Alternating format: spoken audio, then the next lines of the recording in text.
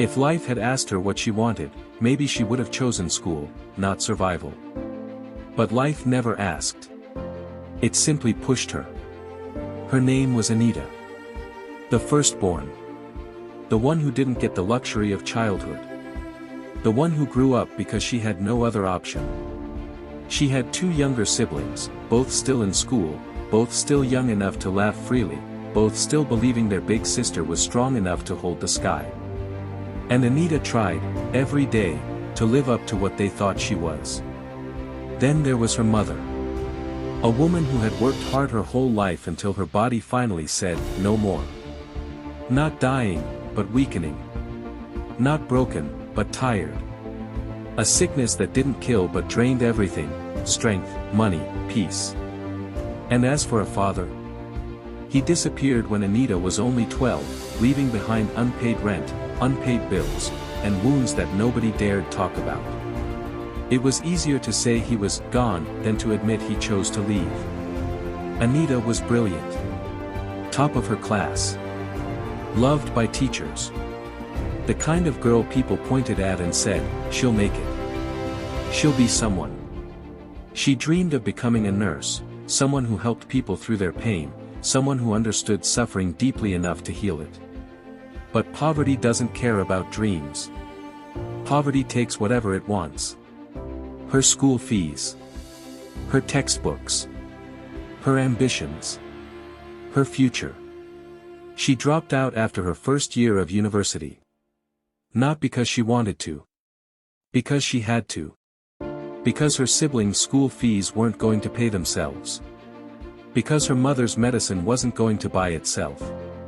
Because the landlord wasn't interested in excuses, only rent. So Anita began working wherever she could. Restaurants. Cleaning jobs. Laundry services. Places where she blended into the background, where her intelligence didn't matter, where survival was the only skill required. She woke at 4 a.m. Slept at 1 a.m.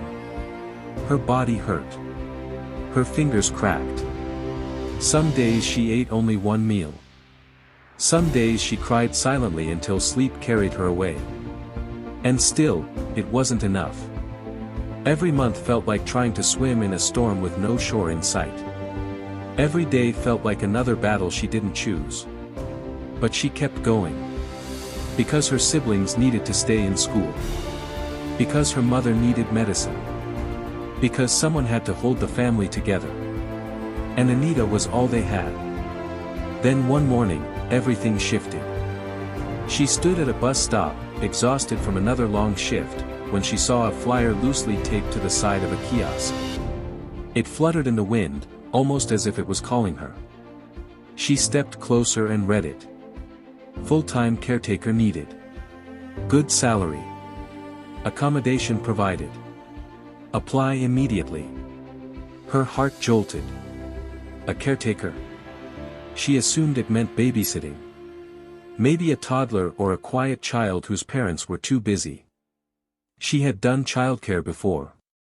She knew how to comfort crying children. She knew how to clean, cook, stay patient, stay calm.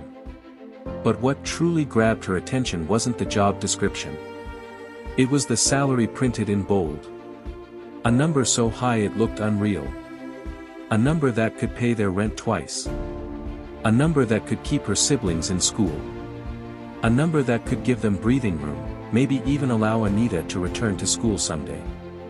Hope, real hope, rose in her chest for the first time in years. Without thinking, she tore the flyer off the wall and clutched it like treasure. She rushed home, breathless, and told her mother. Her mother smiled weakly. "My daughter, go. Try. You deserve something good." That night, Anita ironed her best outfit.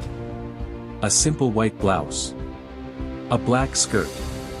Old shoes she polished until they pretended to shine. She braided her hair neatly and packed her worn-out CV.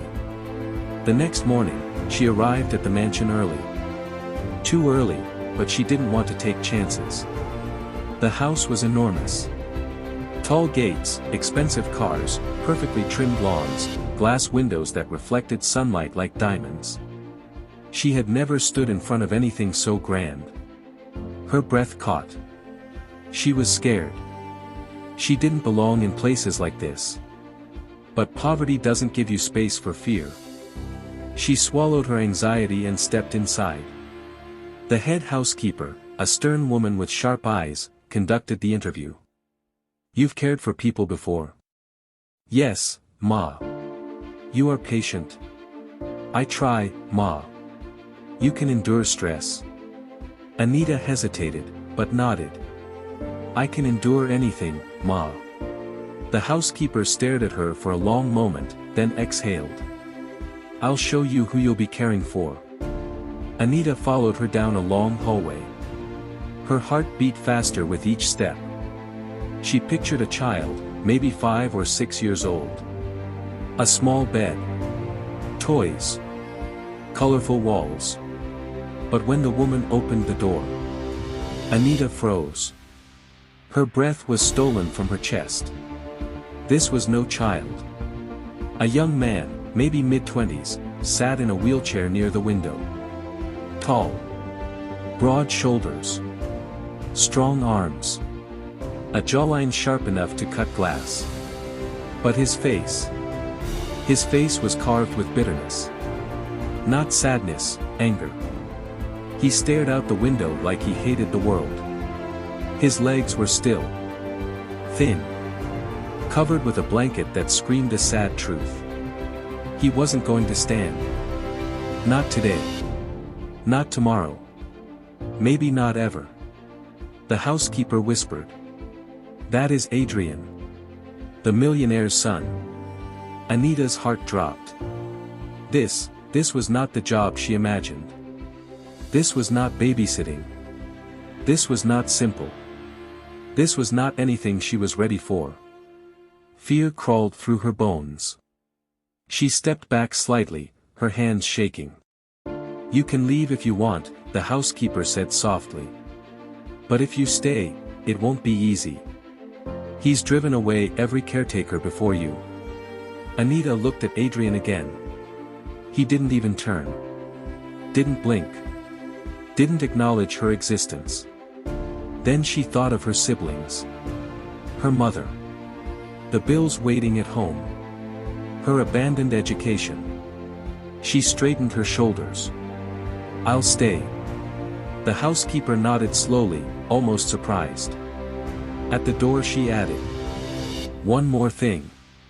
He hates caretakers." Anita felt her stomach twist.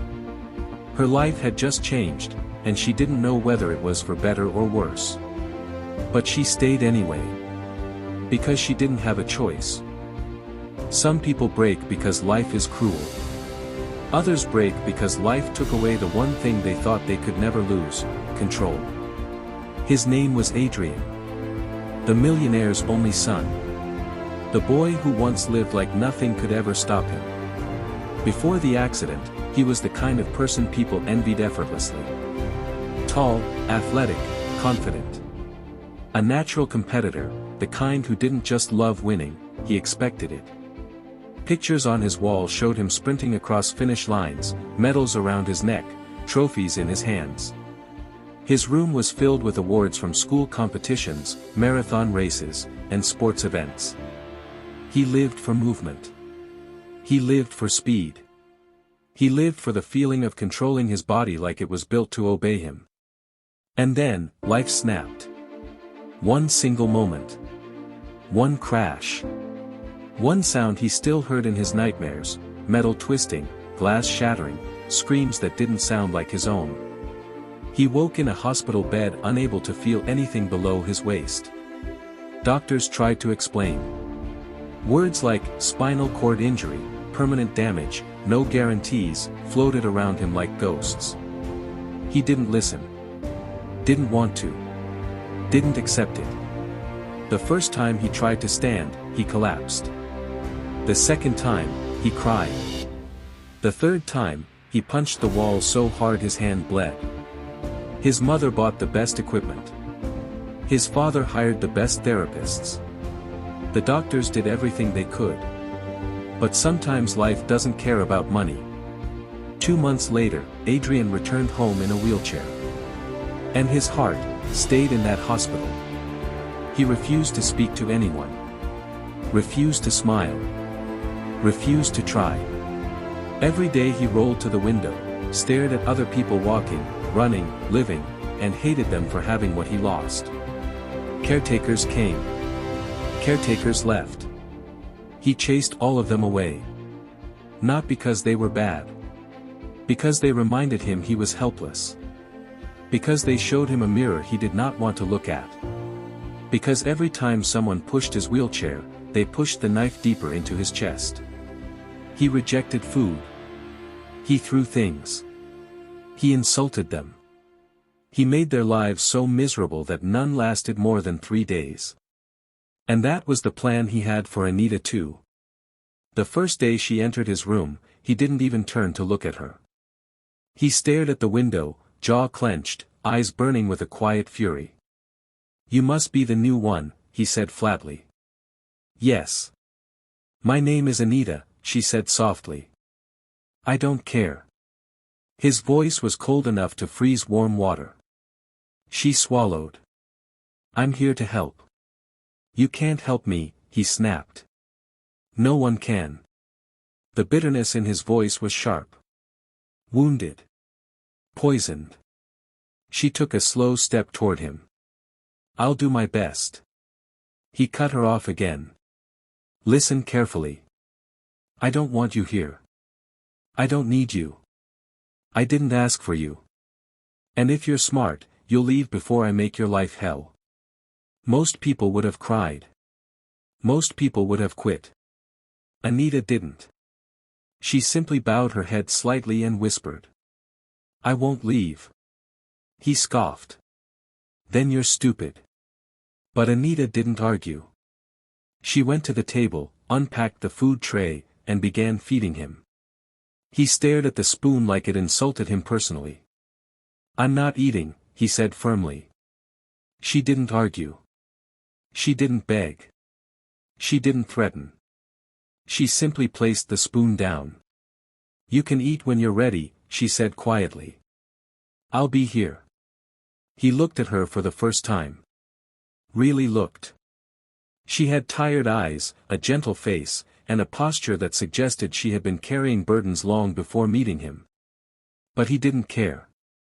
Or he pretended not to. The next day, he tried a different tactic. He knocked over the tray of food before she could set it on the table.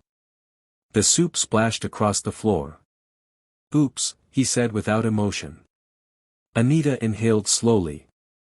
Kneeling, she picked up the mess. Her fingers trembled from exhaustion, but her voice didn't. "It's okay," she said softly. "I'll clean it." That annoyed him more. "Are you stupid? I'm making things difficult. That's the point. Leave." "No." Her voice was quiet but steady. He narrowed his eyes. "Why?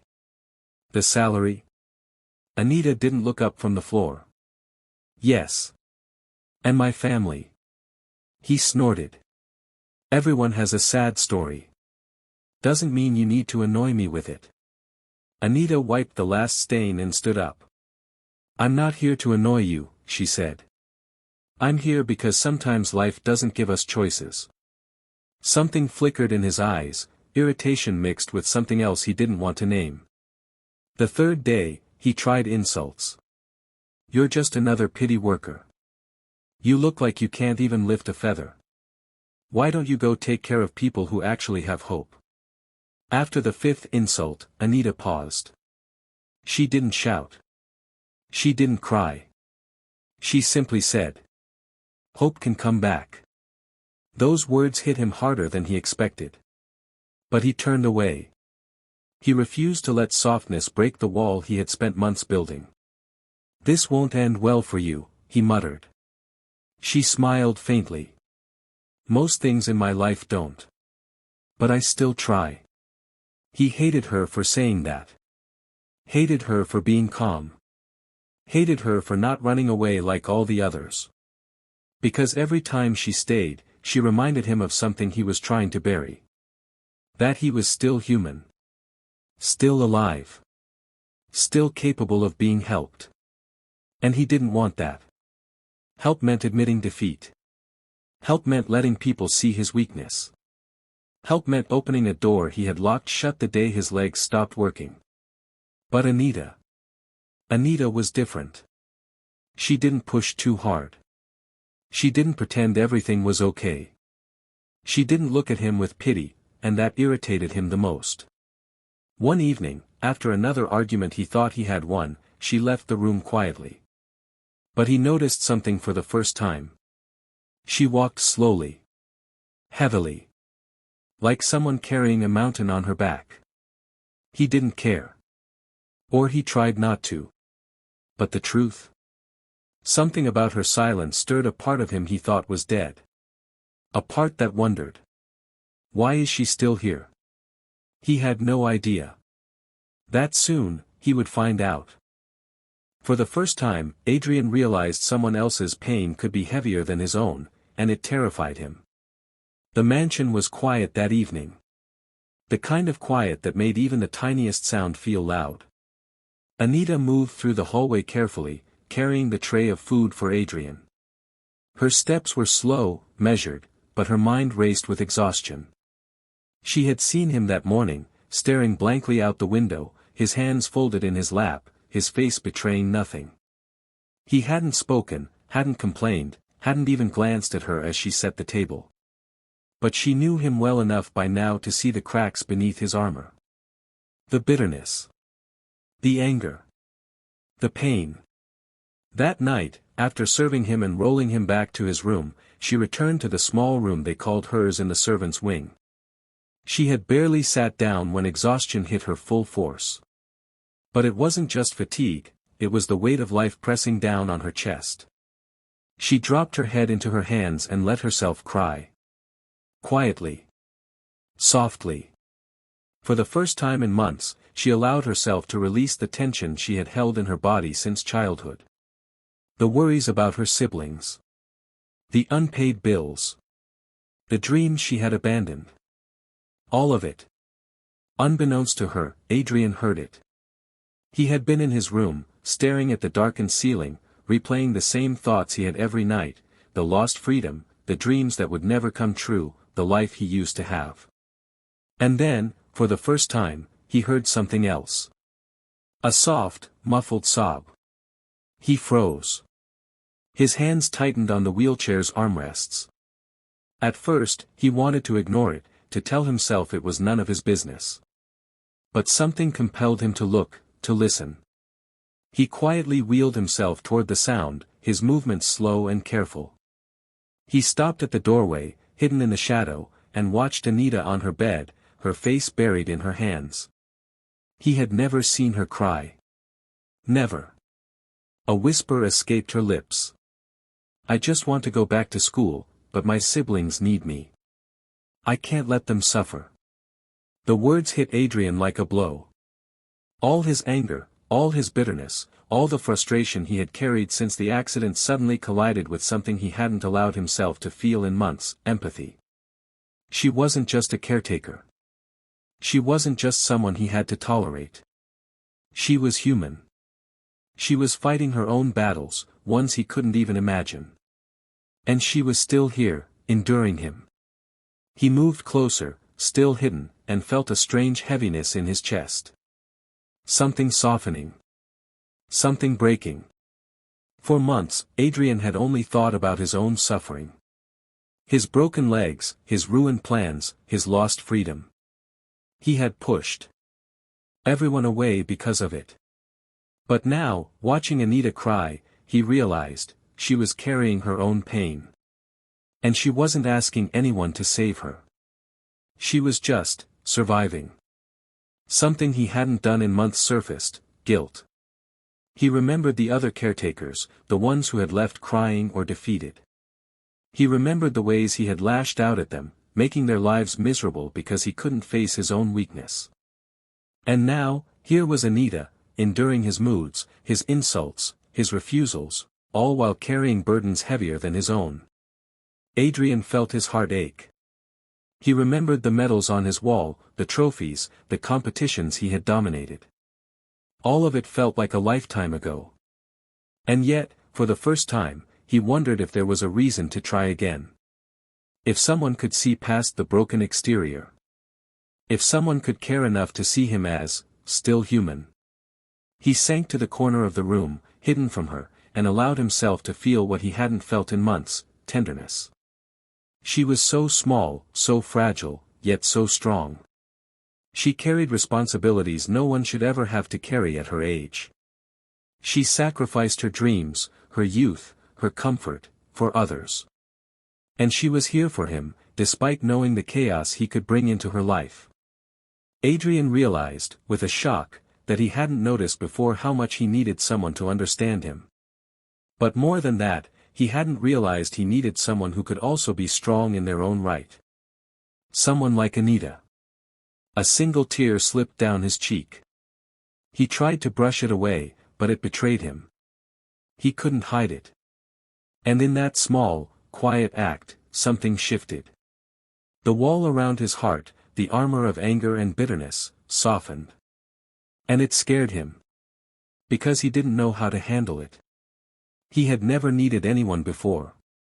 He had always been the strong one, the independent one, the invincible one. Now, he felt weak, not physically, but emotionally. Vulnerable. Open. Exposed. The tear, and the sight of Anita's own exhaustion, had cracked something inside him. He wheeled back to his bed and sat in silence, staring at the floor. For the first time in months, he didn't think about his lost mobility. He didn't think about the life he had lost. He didn't think about pushing people away. He only thought about her. Anita didn't hear him move back, but she sensed something different. When she wiped her eyes and lay back on her bed, she felt a shift in the air. Something had changed. He hadn't spoken. He hadn't even moved toward her, but she knew. She knew that he had seen her pain. That he had understood it. That something inside him had softened. And for the first time since he returned home, Adrian didn't feel the crushing weight of his own misery.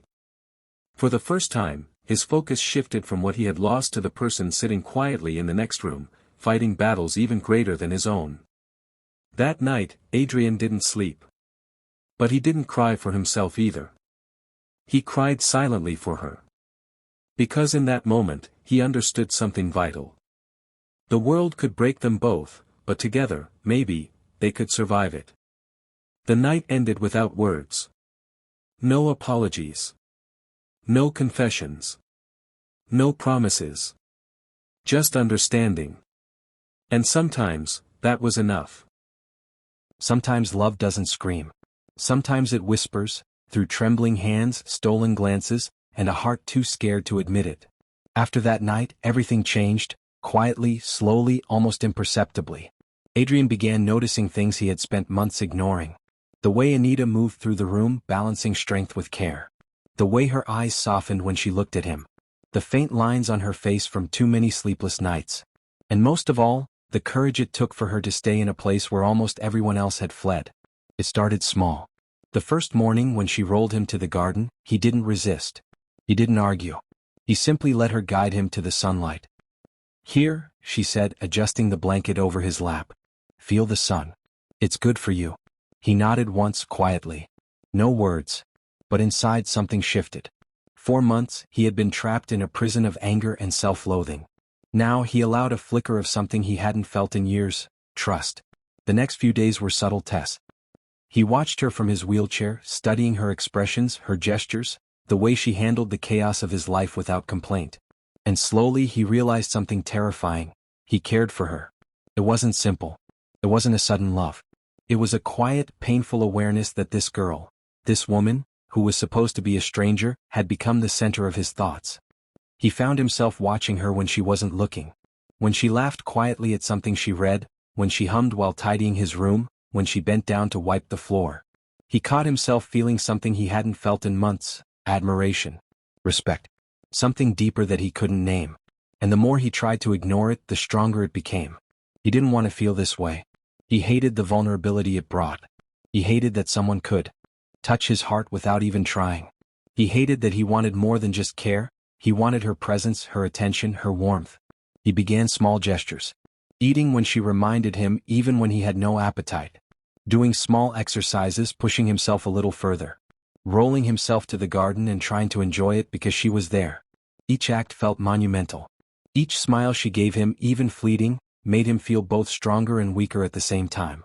He wanted to reach out, to touch her hand, to speak words he could never say aloud. But insecurity held him back. Why would someone like her care about someone like me? He thought. What if she only pities me? What if she sees me as broken? So he hid his feelings. Tried to bury them under layers of sarcasm, irritation, and distance. But feelings have a way of revealing themselves. The day Anita caught him staring at her while she cleaned the room, he tried to look away. "Stop staring," he muttered, but his voice wavered. She didn't respond. She just smiled faintly, and that small smile made his chest tighten. That night, while she sat beside him adjusting the blanket, his hand brushed hers accidentally. He didn't pull away fast enough. She noticed, and so did he. Neither spoke. Neither moved. But something unspoken passed between them. Something fragile and beautiful.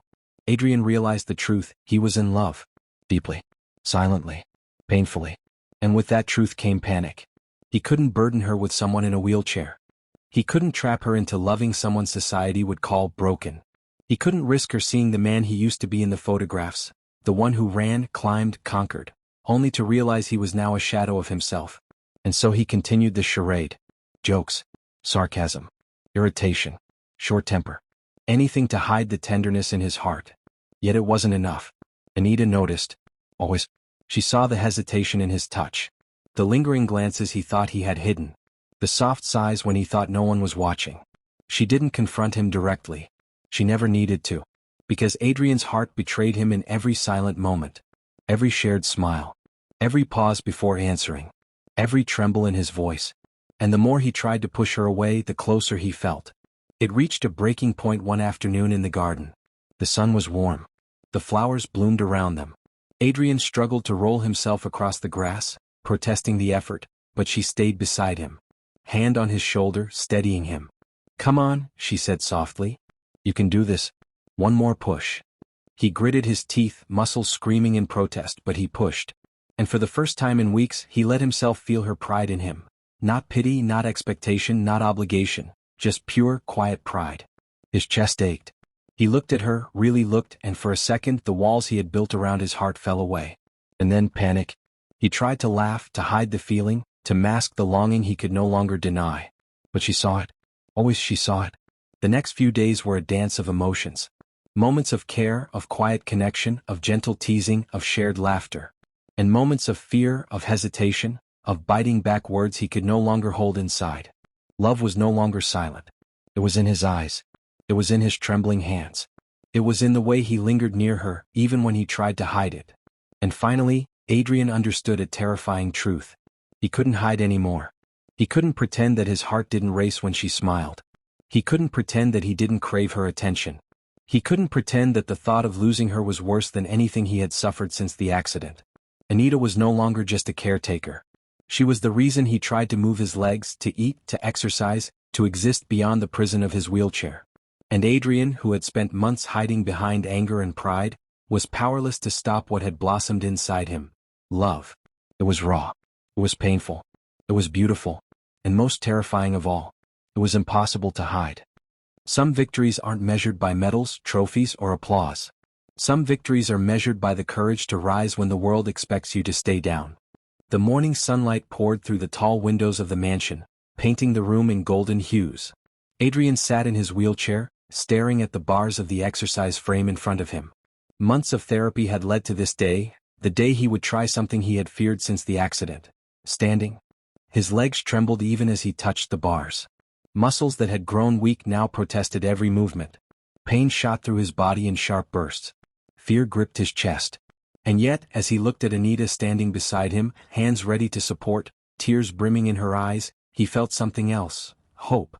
"Are you ready?" she whispered softly, her voice steady but full of emotion. Adrian's lips pressed into a thin line. He nodded once. No words came. None were needed. He gripped the bars, knuckles white. His breath came in shallow gasps. His body shook violently as he tried to push himself upright. Pain. Frustration. Memories of every failure, every tear, every bitter night in his room flooded him. But he thought of Anita. Of her sacrifices. Of her patience. Of every time she stayed when others left. And for the first time he realized he couldn't let her down. Not now. Not ever. Push, she said, her hands hovering near his waist ready to support. You are stronger than you know. Adrian's vision blurred with tears, but he didn't let go. He pushed. Every inch was agony. Every second his body screamed in protest. And then, a miracle in slow motion, his knees locked. His feet touched the floor. His legs, weak and trembling, bore his weight. He was standing. Not fully. Not perfectly. Not without pain. But standing. Anita's breath caught. Tears streamed down her face as she held out her hands to stabilize him. Adrian, you did it. You're standing. He gritted his teeth, trying not to cry. But the tears came anyway, rolling down his cheeks, mingling with sweat. He could feel the years of frustration, anger, and helplessness pouring out in that single moment. I can't believe it, he whispered, voice shaking. Yes, you can, Anita said, her voice breaking. I've believed in you from the beginning. You just had to believe in yourself too. For months, Adrian had doubted everything. Life, himself, his worth. But now, with Anita's unwavering faith beside him, he felt a strength he hadn't known existed. The first step was terrifying. The second was more confident. The third, he faltered slightly, but Anita's hands were always there, steady, warm, supportive. Step by step, inch by inch, Adrian moved forward. His heart raced. His mind screamed. But his body obeyed. When he finally stopped, standing tall, shaky, imperfect but upright, he turned to her.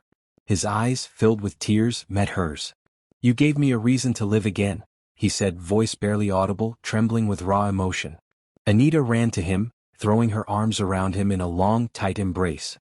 He clung to her, tears soaking her shoulder, trembling from exhaustion and relief. I never left you, she whispered. I stayed because I knew you weren't broken. Not really. Not inside. Adrian buried his face in her hair. He had spent months hiding from himself, hiding from the world, hiding from love. But now, in her arms, he felt alive again. Oh, human. They stood like that for a long time, the world outside the mansion forgotten. No trophies, no medals, no words could have matched the triumph they shared in that room. It wasn't just his victory. It wasn't just her sacrifice. It was theirs together. Months of pain, frustration, anger, and doubt culminated in this moment. Every insult he had thrown at caretakers. Every time he had pushed her away. Every tear she had shed quietly in the night. It all led here. Adrian finally understood something he had never admitted to himself. Life hadn't broken him. It had taught him how strong he could be. And sometimes the people who stayed, the ones who loved quietly, were the ones who saved you. I'm not giving up anymore, he said after a while, voice steadier, filled with determination. Anita smiled, holding his hands in hers. You never really did, she said. You just forgot how to see it. He laughed softly, a sound he hadn't made in years. A real laugh. A laugh filled with relief and joy. I love you, he admitted, voice low but certain. Anita's eyes widened and then softened. I've known, she said, smiling through tears. And I love you too. The confession was quiet, intimate, yet it carried the weight of months of struggle, pain, and healing. It wasn't just about romance. It was about survival, courage, and finding hope in the darkest places. For Adrian, standing wasn't just a physical act. It was an emotional resurrection. For Anita, staying had never been just about duty. It was about love, compassion, and believing in someone when no one else would. Together they had healed. The sun streamed into the room, golden and warm, bathing them in light. Outside, the garden bloomed as if celebrating their triumph. Inside, the mansion no longer felt cold or silent. Adrian took another shaky step, smiling at her. I can walk again, he whispered. Anita laughed softly, tears flowing freely now. Yes, you can. And I'll be here every step of the way. He reached for her hand, gripping it tightly. His body still weak, his legs trembling, but his heart, strong. Stronger than ever. Because he had learned that strength wasn't measured by mobility, by wealth, or by accolades. It was measured by courage. By resilience. By refusing to give up. And sometimes it was measured by love. That day Adrian stood. Not just for himself. Not just for his dreams. He stood for the girl who had never left him. for the hope she had brought back into his life. For the life they could build together, imperfect, fragile, beautiful. And as he took his first unsteady steps forward, a smile broke across his face, wide and genuine, unburdened. "I'm alive," he said, voice clear and strong. "And I'm not alone anymore." Anita squeezed his hand, smiling through her tears. "Never again," she whispered. And in that moment they both knew, no obstacle, no accident, no despair could ever break them again. Because sometimes the greatest victories weren't measured by what the world could see. They were measured by who stayed when everything else fell apart, and who refused to let go.